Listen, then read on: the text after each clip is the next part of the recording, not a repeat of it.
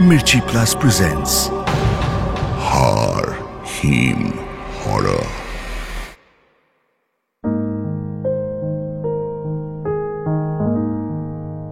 জলধরবাবু অফিসের কাজ শেষ করে রোজ একবার ক্যান্টিনে আসেন।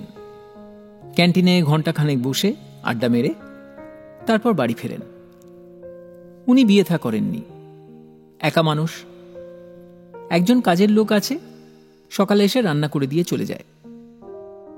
ছোটবেলা থেকেই জলধরবাবুর বিশেষ কোনো বন্ধু বান্ধব ছিল না। নেহাতেই বুড়ো বয়সে এসে কয়েকজন বন্ধু হয়েছে। সবাই একসাথে কাজ করে ডালহাউসির বিভিন্ন অফিসে।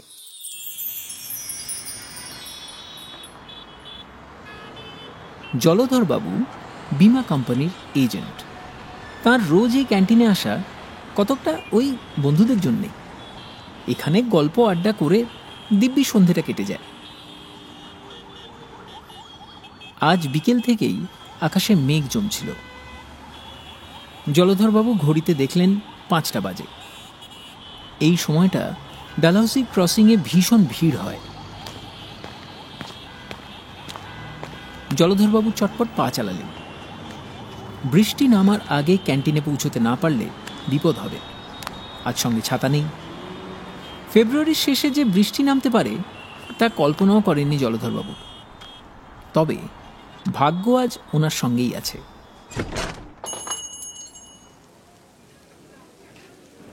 যেই মুহূর্তে উনি ক্যান্টিনে ঢুকলেন অমনি বাইরে ঝমঝমিয়ে বৃষ্টি নামল, সঙ্গে বিকট মেঘের গর্জন।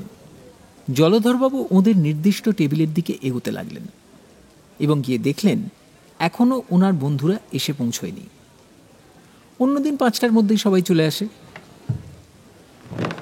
জলধরবাবু 1 কাপ চা অর্ডার করে চেয়ারটা টেনে বসলেন। চারপাশে লোকজন নেই বললেই চলে। জলধরবাবু চায়ে চুমুক দিতে দিতে খবরের কাগজটা নেড়েচেড়ে দেখলেন। হঠাৎ বাইরে রাস্তা থেকে বিকট একটা চিৎকার শোনা গেল। জলধরবাবু চমকে উঠলেন।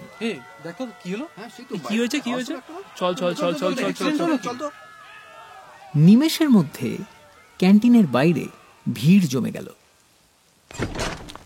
2-1 লোক ক্যান্টিনের বাইরে বেরিয়ে গেল।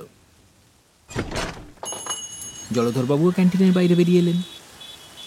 উনি আশেপাশের লোকজনদের কথা শুনে বুঝলেন অ্যাক্সিডেন্ট হয়েছে।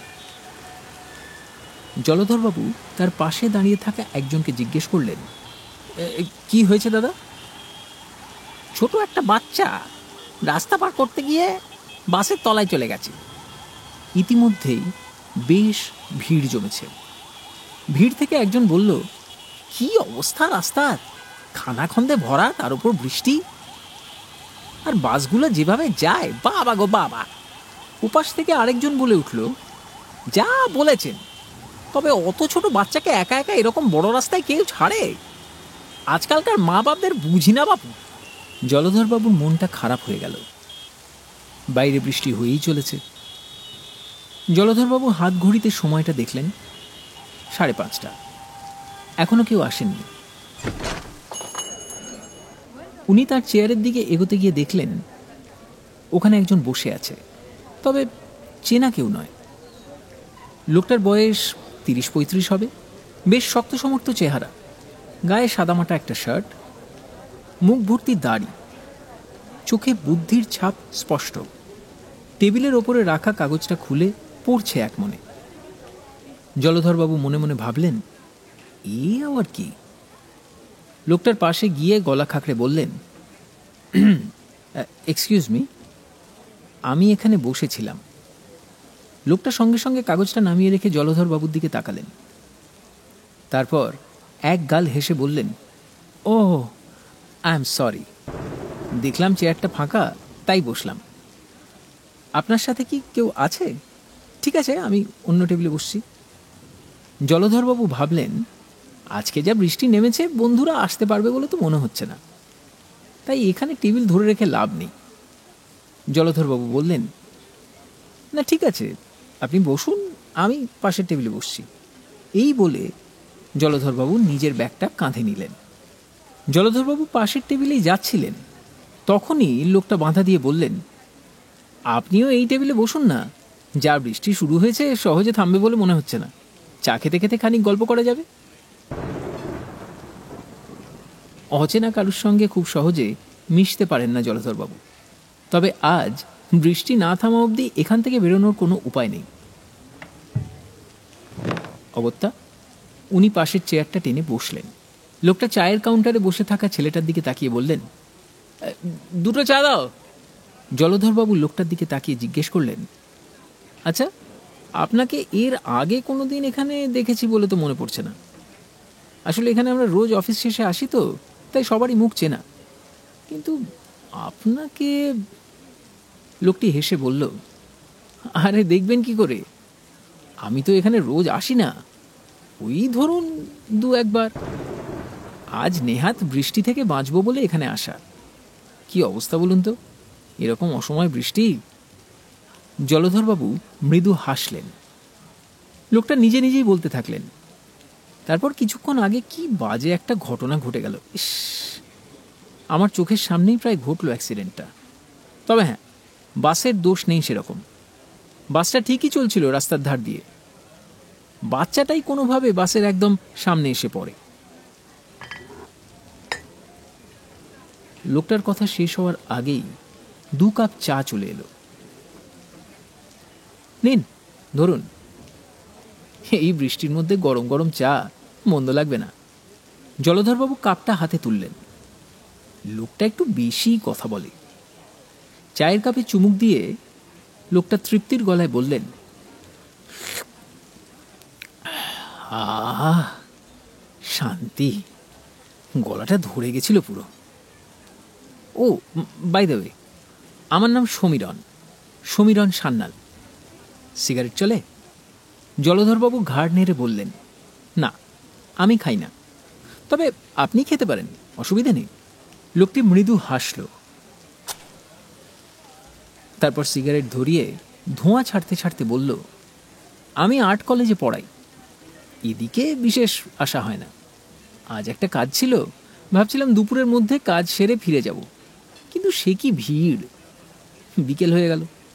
তারপর মনে পড়ল বিকেলে একজনের সঙ্গে দেখা করার আছে, তাই। এ কি, আপনার চা তো ঠান্ডা হয়ে যাচ্ছে। বেশি কথা বলে ফেলছি বোধহয়, তাই না? জলধরবাবু হাসলেন। সমীরণবাবু এক ঢোক চা শেষ করে জিজ্ঞেস করলেন, এ বাবা, আপনার নামটাই তো জানা হলো না। আমার নাম জলধর বাগচি। লোকটা বলল, আপনি এখানে রোজ আসেন বললেন, তা মশাইয়ের কি করা হয়? লোকটার কথা বলার ধরনটা অদ্ভুত। জলধরবাবু মনে মনে বললেন, গায়ে পড়া। তারপর চায়ে চুমুক দিতে দিতে উত্তর দিলেন, হ্যাঁ, তা আশা হয়। আমি বীমা কোম্পানির এজেন্ট, কাছেই অফিস। বিকেলে অফিস শেষ হলে আমি আর আমার বন্ধুরা এখানে আসি, কিছুক্ষণ আড্ডা মারি, চাটা খাই।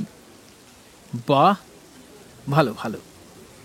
তা আপনি কি একটু চুপচাপ থাকতে ভালোবাসেন? বিশেষ কথা বলছেন না দেখছি। জলধরবাবু প্রসঙ্গ ঘোরানোর জন্য বললেন, মানা না, আপনি আর্ট কলেজে পড়ান বললেন না? ওখানে আমার এক বন্ধুর মেয়ে পড়ে, 3rd ইয়ার, চিনবেন হয়তো। সমীরণবাবু কপাল কুঁচকে বললেন, 3rd ইয়ার? তাহলে বোধহয় চিনব না। আমি শেষ 3rd ইয়ার পড়িয়েছিলাম 73 সালে, লং টাইম ব্যাক। তারপর থেকে আর পড়ানোর সুযোগ পাইনি। জলধরবাবু এবার খানিক অবাক হলেন। লোকটাকে দেখতে তো খুব একটা বয়স্ক নয়, এদিকে বলছেন 1973 সালে আর্ট কলেজে শেষ পড়িয়েছেন। জলধরবাবু কৌতূহল সংবরণ না করতে পেরে জিজ্ঞেস করলেন, 73 সালে শেষ পড়িয়েছেন মানে? ঠিক বুঝলাম না, এখন আর পড়ান না? বাইরে বৃষ্টির সঙ্গে এবার যোগ হয়েছে মেঘের গর্জন। ক্যান্টিনটা ফাঁকা হয়ে এসেছে, ঠান্ডা বাতাস খেলে যাচ্ছে সারা ঘরে। লোকটা খুব স্বাভাবিক ভঙ্গিতেই বলল, আগে না, আমি এখনো পড়াই, তবে লোকজন আর আমাকে চেনে না। চিনবে কি করে বলুন? আমাকে যে দেখাই যায় না।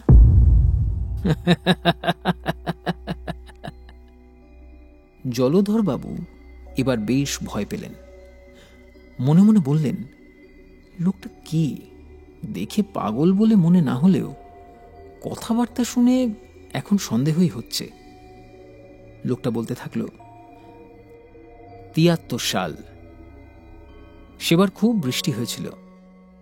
কলকাতার রাস্তায় ইলেকট্রিকের লাইন ছিঁড়ে ৩ জন মারা গিয়েছিল, এই ডালহাউসির কাছেই।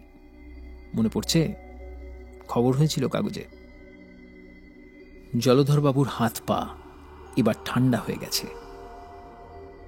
১৯৭৩, অর্থাৎ আজ থেকে প্রায় ৪০ বছর আগে। তখন জলধরবাবু সবে বীমা কোম্পানিতে ঢুকেছেন। সেদিন অফিস শেষে বেরোনোর সময় রাস্তাঘাট ঘুটঘুটে অন্ধকার ছিল। ছবির মতো দৃশ্যগুলো সামনে ভেসে উঠছে, মনে আছে এখনো।